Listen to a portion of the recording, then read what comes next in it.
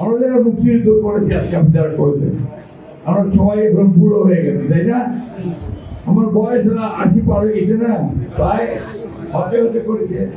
আপনি চারদিকে তাকায় দেখেন সবাই বুড়ো, আমি সহ, তাই তো নাকি? সেখানে আসে না আমরা, তাই তো? এখন আমাদের তো দিন শেষ। আমরা 1971 সালে যুদ্ধটা করছিলাম, জীবন আছে কিনা মারা গেছে,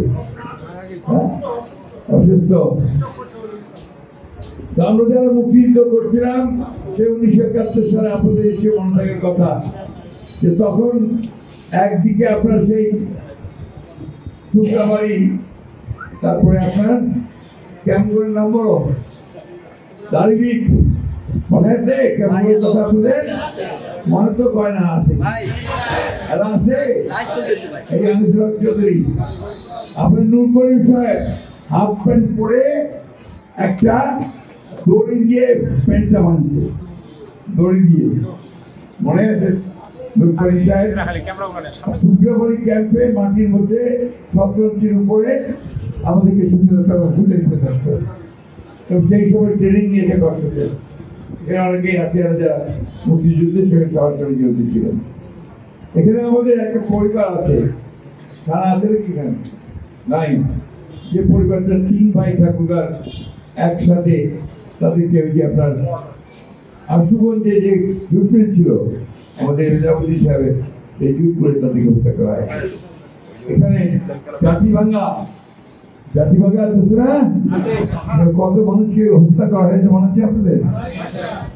শুধু এই মুক্তিযুদ্ধ আপনার করেছেন, আপনার কিন্তু করেছেন একটা স্বাধীন দেশ করবেন, ঘোষণা দিয়েছিলেন আমাদের স্বাধীনতা ঘোষক শেখ মুজিবুর জিয়াউর রহমান, মনে আছে আপনাদের? আমি জিয়া বলছি, মনে আছে? তো সেই মুক্তিযুদ্ধে আজ থেকে এখন প্রায় কত বছর হয়েছে?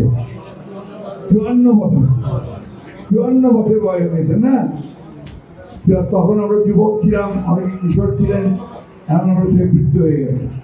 কিন্তু মুক্তিযুদ্ধ সমান কনফিডেন্ট আছে, এটা কিন্তু এখনো তরুণী আছে, তরুণ আছে, তরুণ মনে হচ্ছে, আজি বছর এখন তরুণী লাগছে দেখতে, তাই না?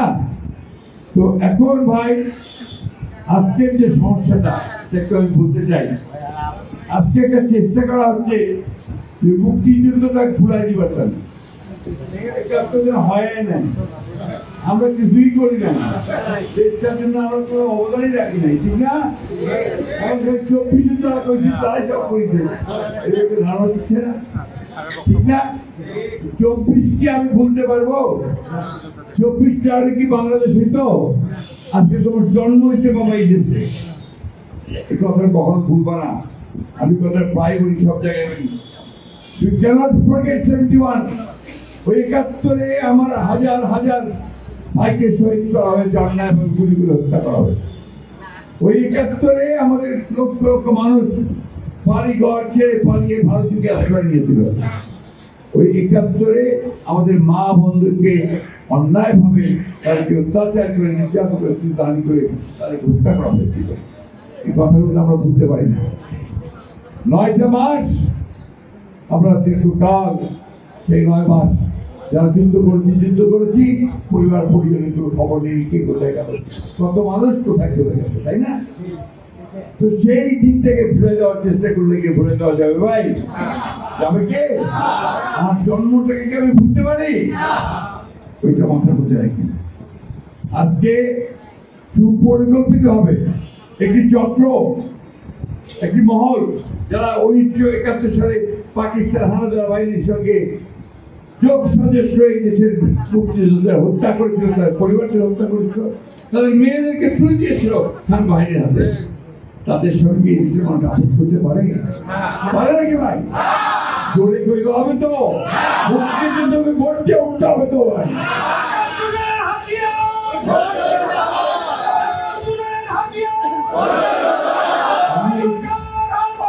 ঠিক আছে, আমি এই কথাগুলো বলতাম বলি না, তারপরে বলতে এই কারণে এরা আজকে দেশটাকে গিরে খাওয়ার চেষ্টা করছে, গ্রাস করার চেষ্টা করতেছে। আমাদের ধর্মপ্রাণ মুসলমান ভাইদের ধর্মীয় অনুভূতিকে বিক্রি করে তারা ওই কাজগুলো করতে চায়। আমরা সেটা হতে দিতে পারি। আজকে আমাদের রুখে দাঁড়াতে হবে। আমাদেরকে আমাদের যে মুক্তিযুদ্ধের যে চেতনা, সেই চেতনাকে সামনে আনতে হবে। তো আমরা এই দেশের মানুষ, আমরা লড়াই করেছি, সংগ্রাম যুদ্ধ করেছি, করে আমরা ৭১ সালে আমাদের দেশকে স্বাধীন করেছি।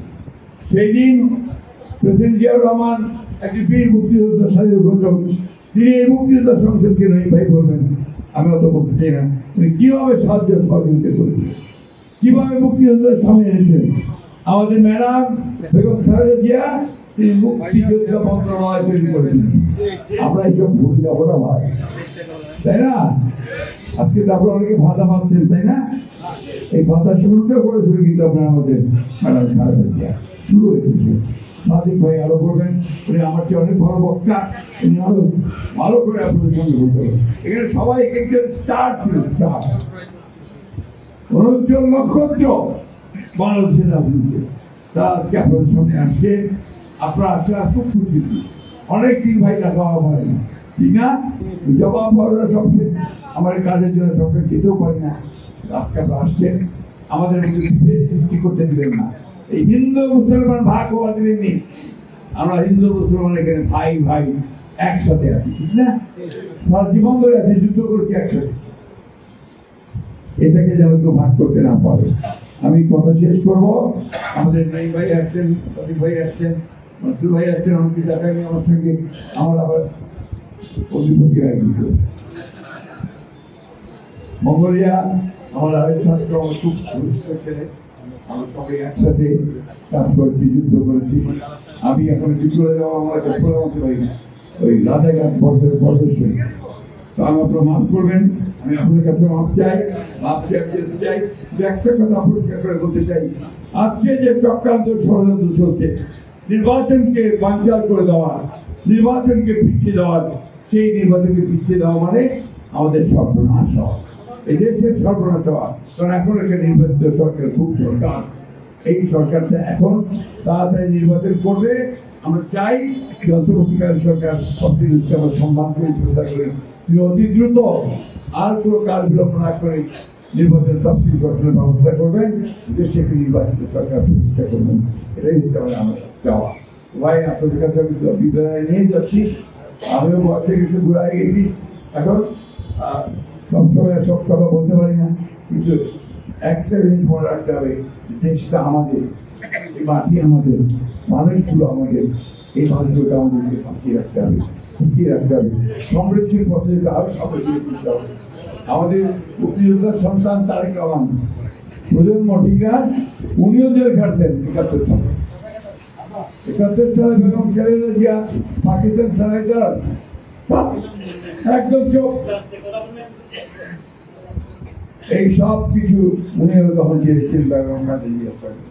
১৯৭১ সালে পাক হামলার বাহিনী তাদেরকে গ্রেফতার করে জেলে রেখেছিল ম্যাডাম খালেদা জিয়াকে, তার সঙ্গে তার দুই পুত্রকে।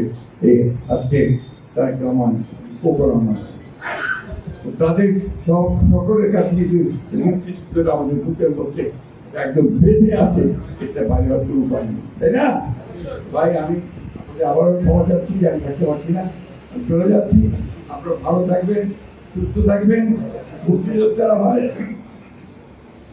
আমরা চেষ্টা করবো যাতে আপনাদের জন্য সুচিকিৎসার ব্যবস্থা হয়, আপনাদের ভাতাটা থেকে ভালো হয়, আরো ভালোভাবে আপনাদের ভারতের পড়াশোনার ব্যবস্থা করা যায়, সেই বিষয়গুলো আমরা চেষ্টা করবো।